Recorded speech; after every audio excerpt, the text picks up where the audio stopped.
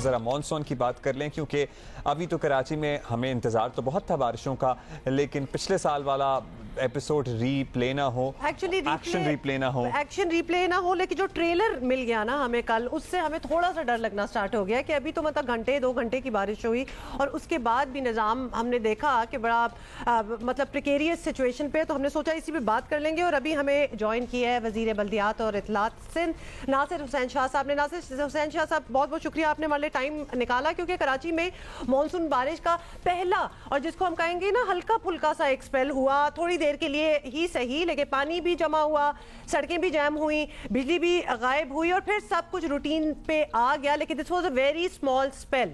अगर इसी में ये हो गया तो फिर पिछले साल वाले हालात होंगे तो हम क्या करेंगे? बिस्मिल्लाहिर्रहमानिर्रहीम, अल्लाहुम्मा सल्ली अला मुहम्मद व आले मुहम्मद। अस्सलाम वालेकुम जी। इस दफ़ा हमने तैयारियां तो मुकम्मल की हैं। 20 मई से ही हमने जितने भी यहाँ के ड्रेन्स हैं, नाले हैं, उनकी सफाई शुरू कर दी है। और जो 44 बड़े नाले हैं KMC के, जिसमें से 3 नाले तो PDMA वफाक गवर्नमेंट की उससे हो रहे हैं साहब, बाकी 41 बड़े नाले वो भी हम कर रहे हैं। और फिर DMCs के कोई 500 के करीब ड्रेन्स हैं, छोटे बड़े, वो भी शुरू हैं। और इस वक्त तक भी कोई 72 लाख टन के करीब स्लज जो है वो लैंडफिल साइट पर पहुंच चुका है।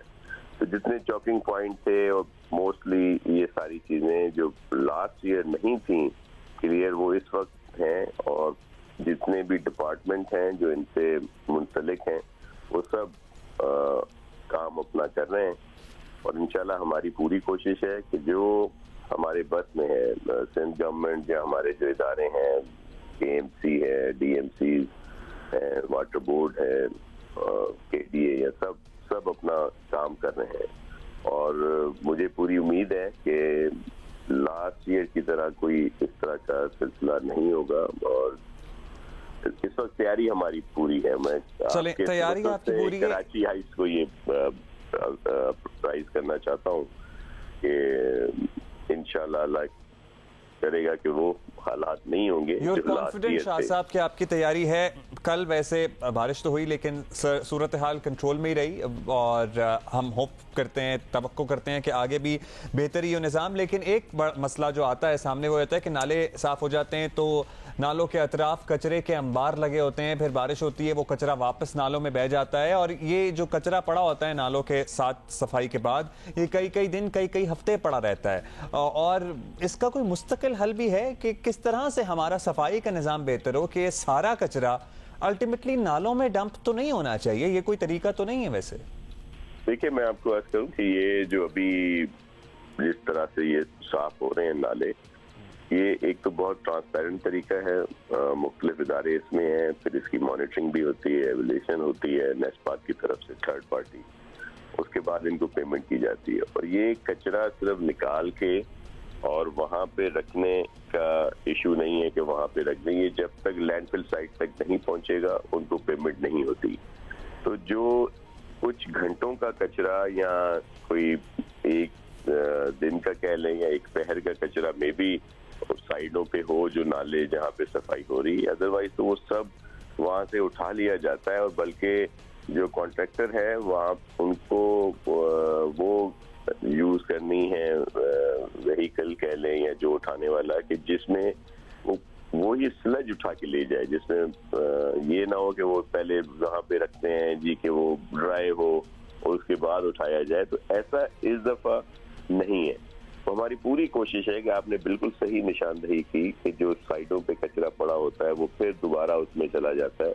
तो इसको प्रॉपर तरीकेकार से इस दफा किया जा रहा है। नालों में कचरा जाए भी ना, इसके लिए सफाई का जाहिर एक मौसर इंतजाम होगा तो नालों में कचरा नहीं जाएगा ना, तो वो उसके लिए क्या है, हम कब तक इंतजार करें? जी, वो भी आपके तवज्जुह से सबसे ये शेयर करना चाहते हैं कि पहले जो सॉलिड वेस्ट मैनेजमेंट के तहत जो काम हो रहा था वो कुछ डिस्ट्रिक्ट्स में हो रहा था। फिर होता यही था कि अगर कुछ डिस्ट्रिक्ट में है तो फिर वो दूसरे डिस्ट्रिक्ट से नहीं उठाया जाता था और फिर ये शिकायत आती थी। लेकिन अब जितने भी डिस्ट्रिक्ट हैं कराची के, वहाँ सब 2 रहते थे, वहाँ भी एग्रीमेंट हो गया है जो नई एक चाइनीज कंपनी है, एक स्पेनिश है और उनका कोलैबोरेशन है किसी के साथ, तो वो बेहतर तरीके से अब काम शुरू हुआ है और होगा, क्योंकि 2 में अभी काम होगा, वैसे तो उसी तरीके कार से किया जा रहा था। तो अब जब तमाम डिस्ट्रिक्ट्स में होगा तो ये नहीं होगा कि एक इलाके से उठाएं और दूसरे पे जाकर रख दें, तो ये शिकायत आती शाह साहब, ये आपकी बात बिल्कुल सही जा रही थी, लेकिन आपने कहा कि 2 डिस्ट्रिक्ट्स में अभी होगा, तो बारिशें तो हमारे सर पे आ गई हैं। नहीं, मैं आपको दूसरी बात बता रहा हूँ कि 2 डिस्ट्रिक्ट में हो चुका है, लेकिन काम अभी शुरू होगा। लेकिन वैसे जो काम हो रहा है उसमें हमने उनको शामिल किया हुआ है। ये मैं मतलब ये जो सारे जनरली आपको बता रहा हूँ। जी, लेकिन आइंदा के लिए कचरे से बिल्कुल जान छुड़ाने। शाह साहब, एक सवाल ना मेरे अब्बा मुझसे बहुत पूछते हैं और वो कहते हैं कि जी नहरे ख़याम का जरूर पूछ लें। हाँ, क्योंकि समंदर आलूदा हो रहा है, बड़ा स्पॉट बन सकता है, बड़ी बातें थी, बड़े दावे थे। हमारे पास शाहिद अब्दुल्ला साहब भी आए थे। उसको अब नहर तो ना कहें, क्योंकि जो उसकी हालत है वो कहीं से नहर तो लगती नहीं है, नाला लगता है, नहर तो नहीं है। उसके सिलसिले में क्या किया अब तक आप लोगों ने? आपने नहरे ख़याम फिर शाहिद अब्दुल्ला साहब का जिक्र किया, तो हमने गवर्नमेंट साइड से मुकम्मल तौर पर कानून साजी की गई और MOU साइन किया और इनके हवाले कर दिया गया था और मुकम्मल तौर पर इन्होंने बनाना था। इसी चीज़ को मद्देनजर रखते हुए कि नहरे ख़याम बहुत एक अच्छी जगह पे भी है, फिर जिस तरह आप बता रहे हैं समुद्र में उसका जाता है, तो वहाँ पे ये सारी ट्रीटमेंट भी होनी चाहिए, उसके अतराफ को भी खूबसूरत होना चाहिए, बेहतर होना चाहिए, एटमॉस्फेयर भी बेहतर हो। तो हमने ये MOU करके उनके हवाले कर दिया था। उन्होंने काम शुरू करना था, फिर 1-2 हिचेस कोई हैं जिनको दूर कर रहे हैं और अनकरीब उस पर काम शुरू हो जाएगा। और शाहिद अब्दुल्ला साहब और उनकी पूरी टीम बहुत अच्छे लोग हैं, डेडिकेटेड हैं, और वो अभी इस पर जरूर काम शुरू होगा जल्दी। चलें शाह साहब, आप इस सिलसिले में ज़रा वो हिचेस भी दूर करें और फिर हम चाहेंगे कि ये इसी टेन्योर में नहरे क़याम की एक बेहतर सूरत हाल हम देख सकें। और आपकी बात से हमें शाह साहब, आपकी बात से हमें ये भी लग रहा है कि हमें बिल्कुल नहीं फिक्रमंद होनी चाहिए, क्योंकि अभी तो ये ट्रेलर आया है बारिशों का। अभी महकमा मौसमियात का कहना है कि अभी प्रॉपर स्पेल आना है, तो वी आर गुड। आपके कहने का मतलब है कि हमने चीजें कंट्रोल में रखी हुई हैं। अच्छा, क्विकली वैसे हुकूमत, इदारों और इंसानी बस के लिहाज से वो हम पूरी कोशिश कर रहे हैं और करते रहेंगे इंशाल्लाह। अच्छा, मुझसे वहाब साहब वैसे काफी एक्टिव नजर आ रहे हैं, आपके कोई खबर है आपके पास? वो is he the final candidate for the administrator Karachi? देखिए, एडमिनिस्ट्रेटर के लिए ये एक ऑप्शन ज़ेर गौर काफी अरसे से था और है भी, लेकिन कोई ऐसा हतमी फैसला नहीं हुआ। मुर्जा वहाब आज कल जब नजर आ रहे हैं तो सब उनको बड़ा अजीब सा लग रहा है। ये तो जब भी इस तरह की चीज होती है, आपने देखा होगा कि CM साहब रोड पे होते हैं, मैं रोड पे होता हूँ, मुर्जा साहब रोड पे होते हैं, कभी हमारे दीगर जो मिनिस्टर है, कैबिनेट के मेंबर हैं, वो रोड पे होते हैं, सईद गनी साहब होते हैं, वकार मेहदी होते हैं रोड पे। तो ये एक रूटीन का वो है। CM साहब आज पहुंच गए हैं अल्हम्दुलिल्लाह, अब आपको आज वो भी नजर आएंगे। कल हमने भी चक्कर लगाए हैं, मुर्जा वहाब साहब घूम रहे हैं, तो सब समझ रहे हैं कि एज एडमिनिस्ट्रेटर घूम रहे हैं। ऐसा नहीं है। मैं आपको दोबारा एक और बात बता दूं, एडमिनिस्ट्रेटर कोई इतनी बड़ी पोस्ट नहीं है कि जिसके लिए मुर्जा वहाब साहब बहुत इंक्लाइंड हो, बल्कि मैं आपसे ये बात करूंगा कि अगर वो तैयार हो जाते हैं एडमिनिस्ट्रेटर होने के लिए, तो इससे ज्यादा अच्छी कोई और बात नहीं है। और कराची आइट्स के लिए कोई इससे बड़ी खुशखबरी नहीं है कि वो अगर इस मनसब के लिए तैयार होते हैं, क्योंकि ये कोई इतना वो कोई अट्रैक्टिव और वो नहीं है। ये तो एक बहुत हेक्टिक काम है, 24/7 का काम है। और अच्छा, एडमिनिस्ट्रेटर, ये बहुत सारे दोस्त हमारे इस पे अभी से अगर मीडिया पे आ गया, कोई फीलर छोड़ा गया या ऐसे लीक हुई है कोई बात या इस पर डिस्कशन शुरू हुआ है, तो बड़ी मुखालफत आ रही है। महसूस ये हो रहा है कि जो एडमिनिस्ट्रेटर वैसे जो अफसर कोई लगे हुए हैं, वो कोई उन्होंने लगवाए, बट वो भी सिंध गवर्नमेंट नहीं उनको वहां पे पोस्ट किया है।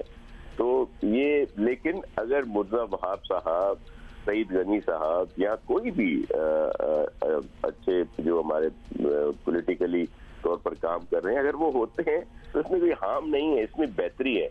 वो अब देखें, कल हर जगह पे दिन को भी मुर्जा वहाब साहब ने विजिट किया, रात गए तक वो विजिट कर रहे थे कि ये इस तरह के इश्यूज ना हो। जहाँ पे लास्ट ईयर हमने चोकिंग पॉइंट्स देखे, जिनकी वजह से ये इतना बड़ा डिजास्टर हुआ, वो तो एक अच्छी बात है ना, इसमें कोई जी शाहजी, वो तो जाहिर नहीं है अवामी नुमाइंदे हैं, अवाम में जाना है, वापस तो करना तो चाहिए, लेकिन अल्टीमेटली जो दीगर मुखालिफ सियासी जमातें थी उनका ये था कि अल्टीमेट हल तो जो तरीका है वो तो बल्दियाती इंतखाबात करा के ही फिर अवाम की नुमाइंदगी लाने का है ना।